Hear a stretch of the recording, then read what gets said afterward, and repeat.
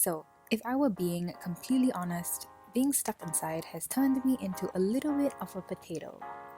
Unlike some of my recent day in a life videos in which I wake up at 6:30 a.m. and go to bed by 10:30 p.m. and seem to be doing a lot, my days in quarantine have really been looking a lot more like me wasting my whole afternoon away watching a ton of YouTube videos. But living like this doesn't really make me feel fulfilled in any way.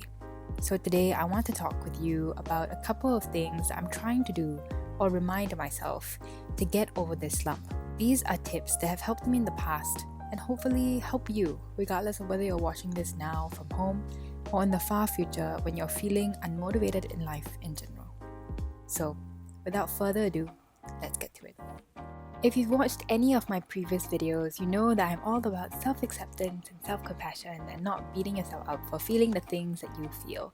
And so, of course, I had to say that you need to acknowledge that you're feeling unmotivated, and that is a-okay. But that is just the first step, because it takes a certain degree of awareness to actually understand what is causing your lack of motivation. This is important because the lack of motivation can stem from different things. For instance, if you're feeling unmotivated because you're worried or anxious, maybe you need to give yourself time to sort through your emotions, which is a very different response compared to if you were feeling unmotivated just because. My point is, accepting where you're at and then understanding why you're feeling this way will help you figure out what you can do at this moment to move forward. The second thing is to understand that motivation is a fleeting and temporary thing. We cannot trust it because it's not always going to be there. Motivation is a wonderful thing to take advantage of when it strikes us, but unfortunately, that isn't something that we can control. It comes and it goes whenever it feels like. And sometimes we can't even rely on feeling motivated to do the things that we love to do, or the things that we know will make us feel better after we do them. But that's where discipline needs to come in, which is showing up for yourself every single day, or maybe 90% of the time, and committing to carrying out the habits that are going to help you either progress towards your goals or just help you lead a more meaningful and happy life in general.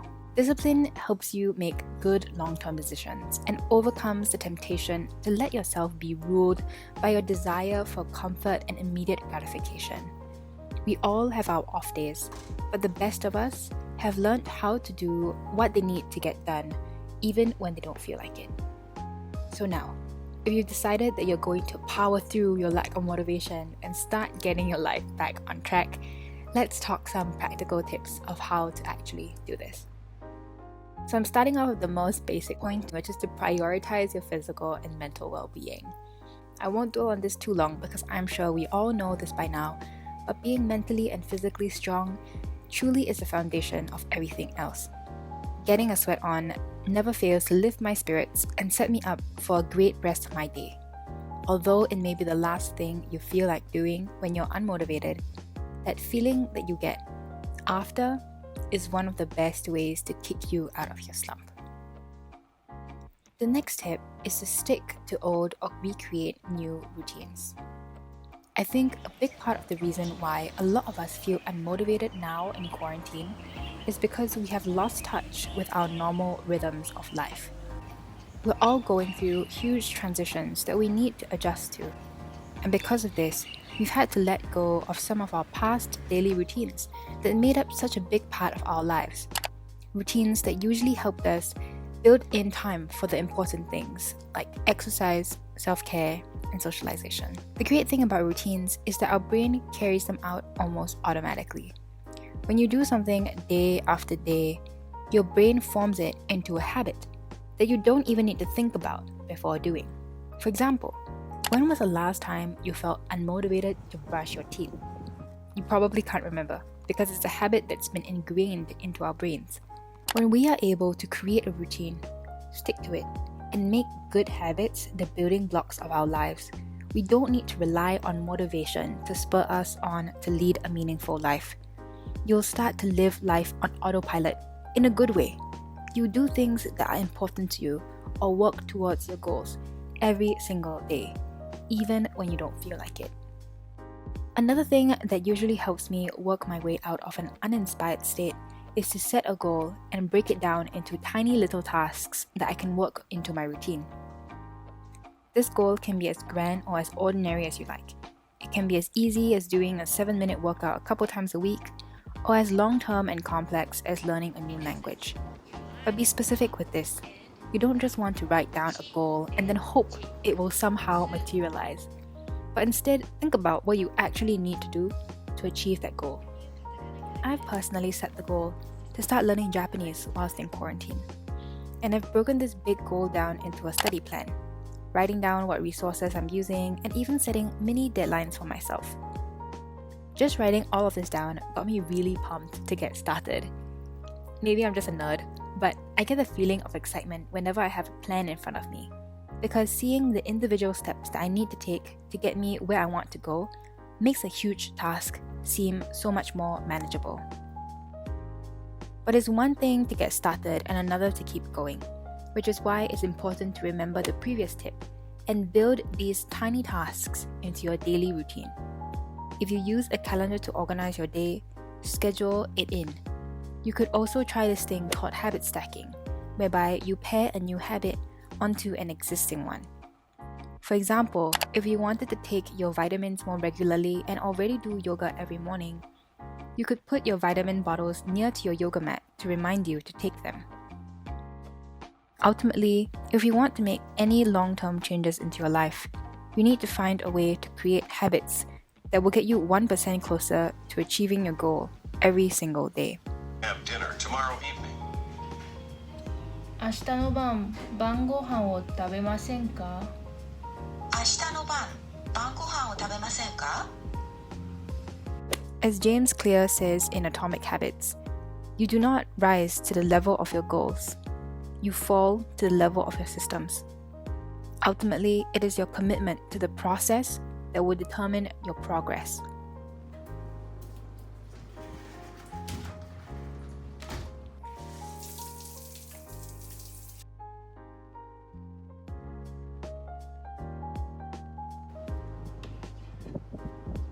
The next practical tip is for you to gather inspiration. Read inspirational books, follow YouTubers you look up to, and be awed by how amazing people in the world live and thrive. Here are a couple of recommendations for you to take a look at for starters. Whenever I'm feeling unmotivated, consuming content like this reminds me that the world truly is my oyster. If these ordinary people like you and me have found ways to become extraordinary in whatever field they're in, then who's to say that we can't do the same? After all, the only limits in our lives are the ones that we impose on ourselves. Beyond consuming uplifting content though, I strongly encourage you to surround yourself with inspiring people on a more personal level. We all have that one acquaintance or couple of acquaintances that we really look up to, so reach out to them and ask them about their journey. And if there's someone you've never met in real life, but really admire, reach out to them. Go above and beyond and cold email someone or slide into their DMs. I've actually added a couple of people whose profiles I really liked on LinkedIn and started conversations that way. You'd be surprised how willing people are to help and to share.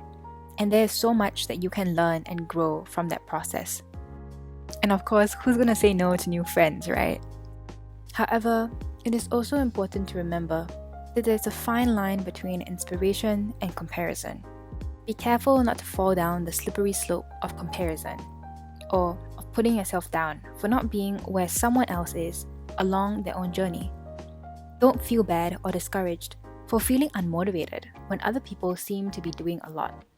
What we see online does not show the full picture, so don't compare your own behind the scenes to someone else's highlight reel. Just try and find for yourself the perfect balance of being inspired, and if you find yourself slipping into comparison, know when you need to switch off. The next two tips are really important, but I don't think are talked about enough. So, what does this mean? Don't try and force a square peg into a round hole. Well, you're living in a world obsessed with self-improvement. From your diet to how you manage your money to what time you wake up in the morning, there always seems to be some new media article promoting the benefits of some new way to upgrade your life. I mean, that's kind of what my channel does in some way as well, right? However, we have to remember that we're all such different and utterly unique individuals, and what works for one person might not work for you. It's true that there are things that all of us need to do, like study or exercise, and we have to do them to be responsible and fully functioning human beings. But there are many different ways to go about achieving the same desirable outcome, and different methods work for different people. So it could be that you're feeling unmotivated because you've yet to find the way of achieving your goals that best suits you. As James Clear says in his book Atomic Habits, can you tell I really like this book? You should build habits that work for your personality. People can get ripped working out like a bodybuilder, but if you prefer rock climbing or cycling or rowing, then shape your exercise habit around your interests. If you want to read more, don't be embarrassed if you prefer steamy romance novels over nonfiction. Read whatever fascinates you. You don't have to build habits everyone else tells you to build. Choose the habit that best suits you, not the one that is the most popular. Our objective should be to lead a life that allows us to reach our fullest potential, but how you get there is really up to you. So don't try and force a square peg into a round hole, and instead ask yourself, what does a meaningful life look like to me? And what habits do I need to get there that I actually enjoy and am able to sustain? Finally, a long-term lack of motivation might be a sign that something needs to change in your life.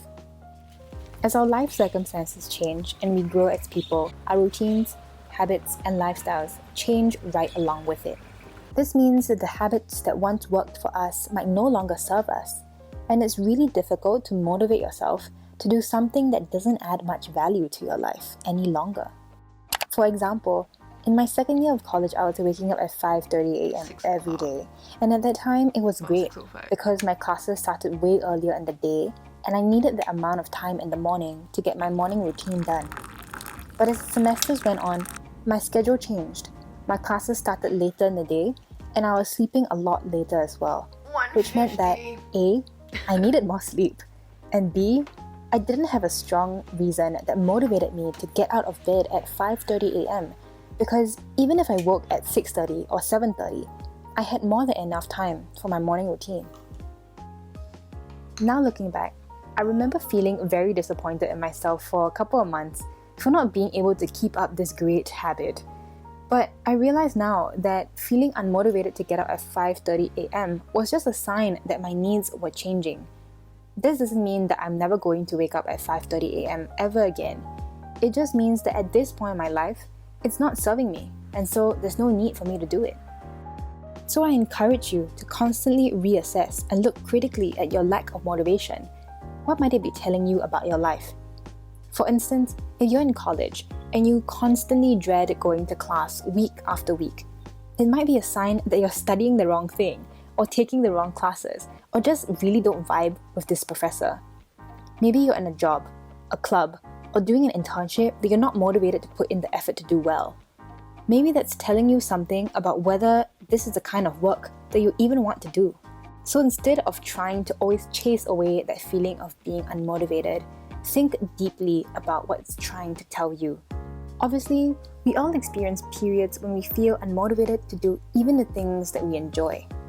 But if you've been feeling chronically unmotivated for a long period of time, that might be a sign that something needs to change.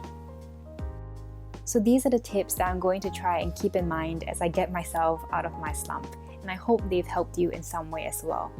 But I also wanted to remind you that you do not have to be productive at this time. I did another video about 2 weeks ago sharing how it's okay just to slow down and let yourself adjust to these changing and very strange times. Ultimately, I think the most important thing is to prioritize your mental and physical health first, because those are the foundations to any successful and thriving life. Anyway, I have more content and videos coming real soon, and I will have one coming out next week for those people who are feeling bored at home. Until then, I hope you stay safe, stay sanitized, and stay positive.